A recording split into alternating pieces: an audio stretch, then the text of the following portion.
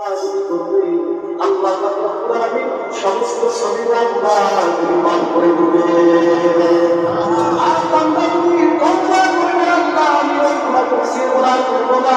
ও আল্লাহ আমার সেরা গুনাহ আছে আর সেরা করব না, আমার আমলনামায় ছোট করে গুনাহ আছে আর করব না, আমার আমলনামায় যত গুনাহ আছে আল্লাহ সব গুনাহ নির্মাণ করে দেন। আল্লাহ পাক রব্বুল আলামিন বলেন ওই বান্দা বিশ্বাস করে সে বাড়ি দিয়ে রওনা দেয়। হকে পাশন জান্নাতুল মাওয়া মাকান হকে পাশন আমেলের সন্নুল মুদান আতিশের দোষ সওয়াত বদর ওয়াই হারাম। আল্লাহ রব্বুল আলামিন এক নামাজে প্রথম থেকে আল্লাহ আমার জিন্দেগির গুনাহগুলি মাফ করে দিবেন। এখানে অনেক মাফেরা এসেছে, আমাদের তোমরা একটা ঘটনা বলে আমি শেষ করে দেই। ভাবছেন আপনার ফরাসির ঘটনা দিন শহরের নাম, সেই জায়গায় একজন লোক এরকম অবস্থানের পালিয়ে চলতেছেন আর কবরের ভিতর থেকে আবার বুঝতেছে আমি মারা যাইনি, আমাকে বাড়ি করে দিয়ে যান। এইভাবে তারা দুনিয়ায় বিপন্ন হয় আর সমস্ত মা বোনেরা চলাফেরা করবে, বুকের ভিতরে এরকম ওদের ভিতরে লিপস্টিক লাগাবে, এরকম আঙুলের ভিতরে লেপ পালিশ লাগাবে, আপনার সুযোগ থাকলে বাইরে হবে। আল্লাহ পাক রব্বুল আলামিন তাদের জন্য শাস্তির ব্যবস্থা করে রেখেছেন। আল্লাহ যে ওই ব্যক্তি কবরস্থানের পাশ দিয়ে যাইতেছে, যাওয়ার সময় কবরস্থানের ভিতর থেকে আওয়াজ আসতেছে আমি মরে যাই,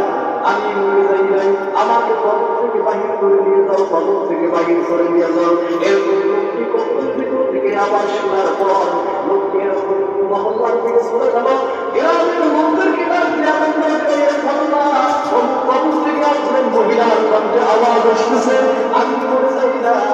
আমাকে বাহির করে নিয়ে যাও, আমাকে বাহির করে নিয়ে যাও। যখন এলাকার লোকজনেরা সবগুলো কবরস্থানের দিকে চলে আসার পর তারা সকলেই কবরের মধ্যে থেকে আবার শুনতে পাইতেছে আমি মরে যাই, আমাকে বাহির করে নিয়ে যাও, আমি জীবিত আছি। এরপরে পাশে ইমাম সাহেবকে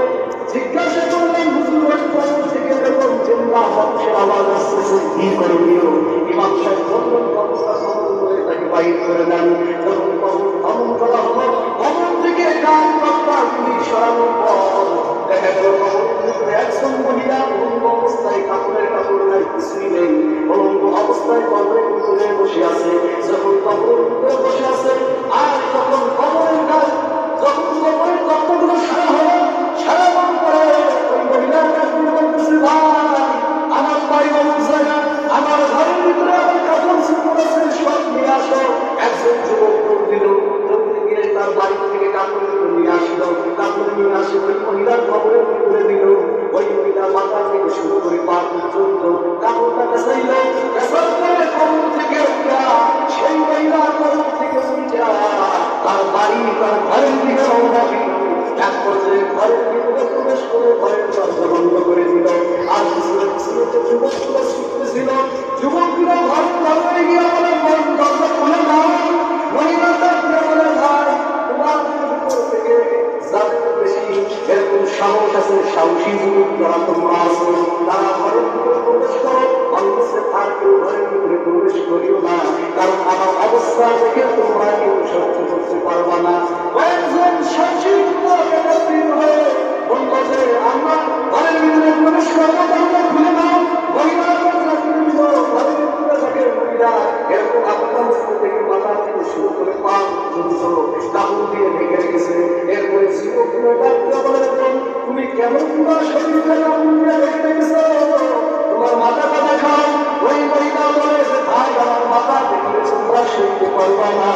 এক পর্যায়ে যুবকেরা বলে যে দেখো আমরা সইতে পারবো। তখন ওই সমস্ত যুবকেরা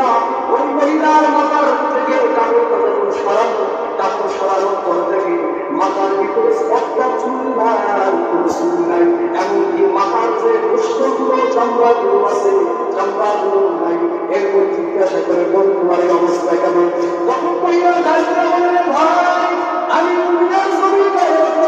আমার চুল থাকি রাখি নাই, আমার চুল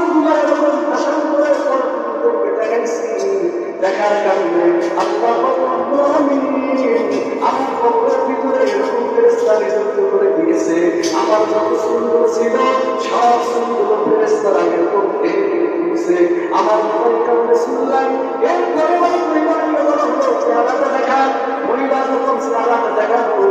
চেহারা দেখানোর পরে ওই মহিলাটাও দেখে দুই দিকের প্রত্যেক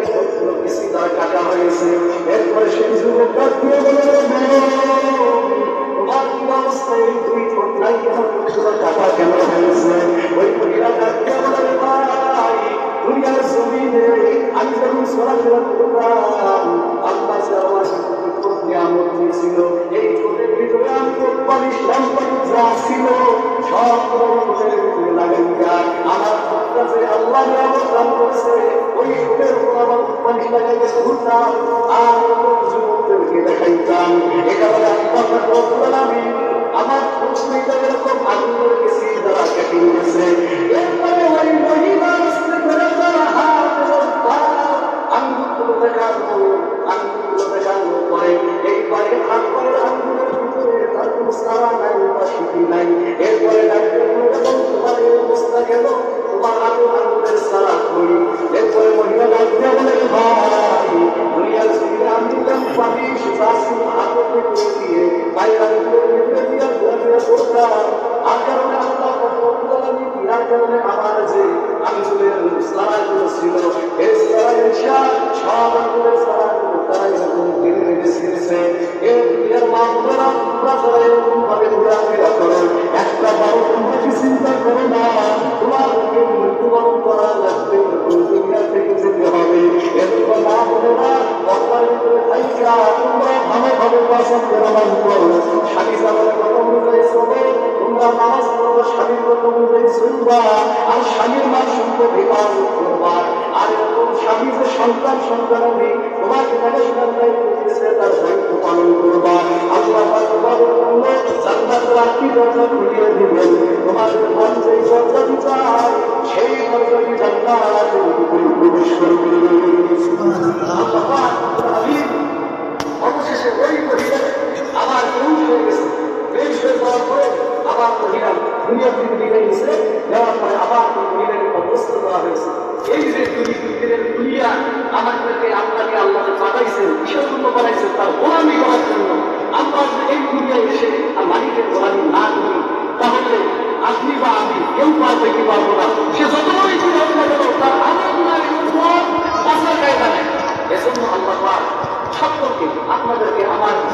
আগে বেশি করে আমাকে আমার ঠিক রাখবো কারণ আমি কি বলি আর আমার ভিতরে যদি আমল না থাকে তাই তো সর্বত আমি ধরা গেল এজন্য আগে আমাকে আল্লাহ প্রতিদান করুন এরপরে আপনাদের সকলকে আল্লাহ প্রতিদান করুন আল্লাহ এই সকলকে